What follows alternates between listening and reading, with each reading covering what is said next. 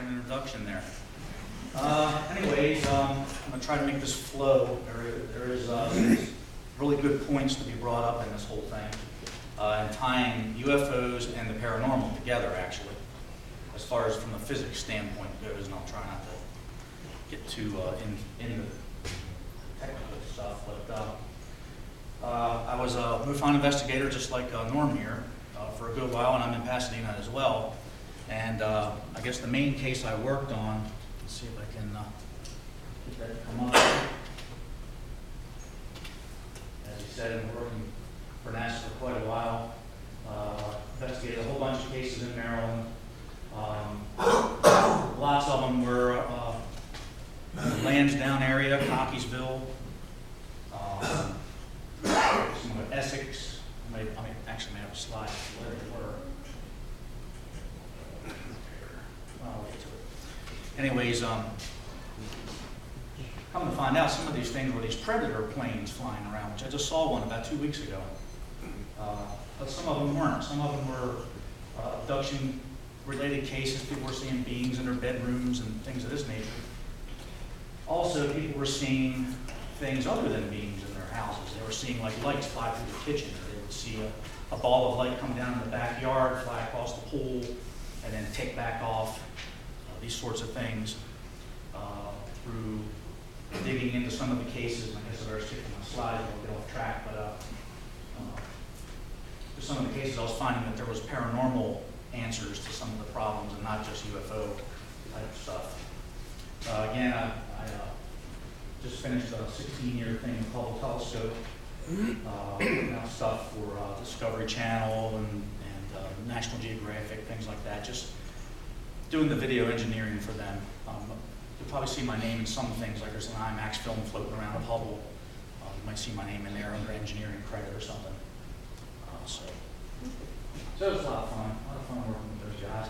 And one thing I want to point out is over here, since we're into the space stuff, is a picture from Hubble.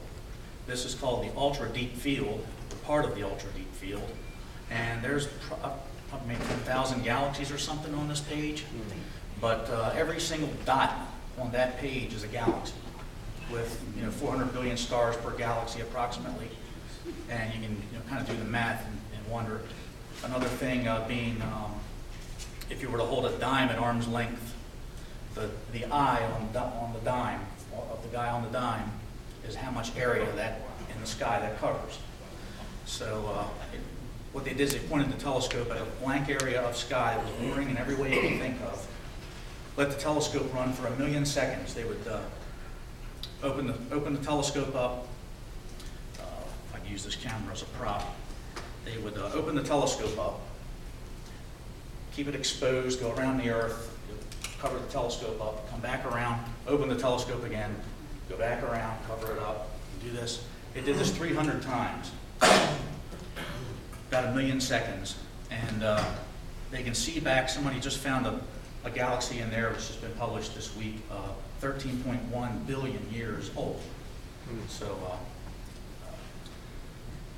one key thing in the picture is the redder something is, the further back in time it is. So these guys, I guess, were really running some really fancy software to see like a slight bump in the data, and then cross-reference it and whatnot to find out they found something so red in there, or so dark red, that it's 13.1 billion years old. So I thought that was kind of fascinating. I thought I'd just put it up there for y'all can look at later on if you want.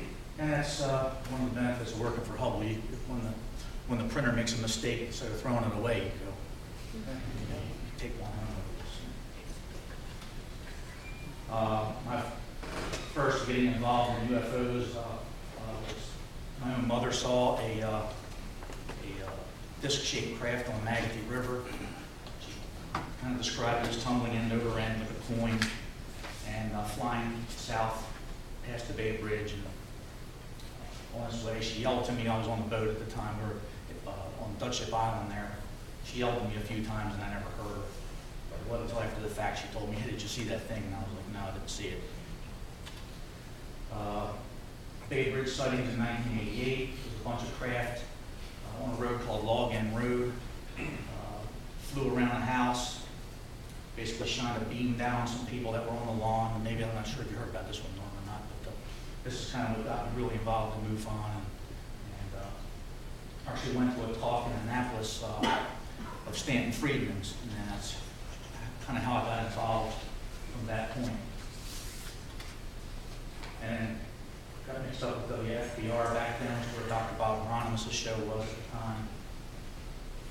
Investigated some sightings in like Bodkin Creek, Severn River, Essex, again, Maggie River, various rivers. We find out there were a lot of things going on the bay itself, and there was also maybe some aircraft integrity testing going on with EMP generators and stuff like this, where they're firing EMP at different hardware to see how it would withstand a nuclear blast and all that. So anyhow, that was kind of a focus for investigating, finding out what the EMP generators were doing there, and were these craft related to that somehow, or was that a tracking mode? And again, there's some other places. Again, it had paranormal twists to some of them. I tell the guy, I would call the airport, get the radar guy to tell me what was in that particular sector at the time. And they said, we don't have anything. We don't have any unknowns in the area right now, and we haven't had for quite some time, for years and years. And so I looked into it a little further to find out the guy maybe had a psychic in his family, that his family has some kind of paranormal activity going on with relatives. Some relatives maybe died, and some belongings of theirs were moving around, crazy stuff like that.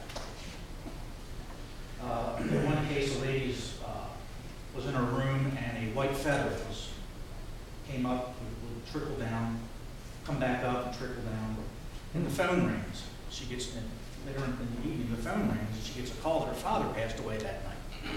So we've been tying white feathers to death for some reason.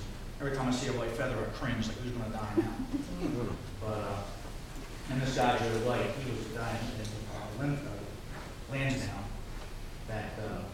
that had a relative who went into her bathroom and saw footprints from someone's shoes all over the walls, all over the ceiling, everywhere, like soot, some kind of soot somewhere.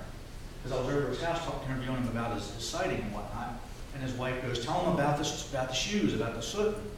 And he starts telling me about that, and some plants, and a plant in his living room that a leaf just kept bobbing up and down. And he was telling his family, do you see what that leaf is doing over there? And they're like, no, we don't see it. And he walked over to the leaf and pointed at the leaf as it's bobbing up and down. He said, you don't see that leaf moving right there? And they're like, no, we don't see anything.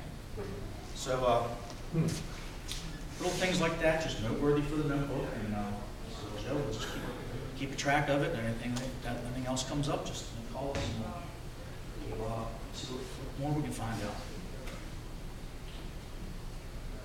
And yeah, another case I worked on was the alien spacecraft thing.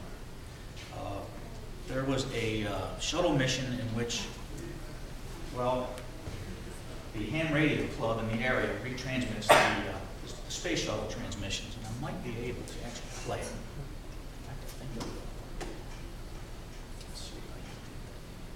Someone had heard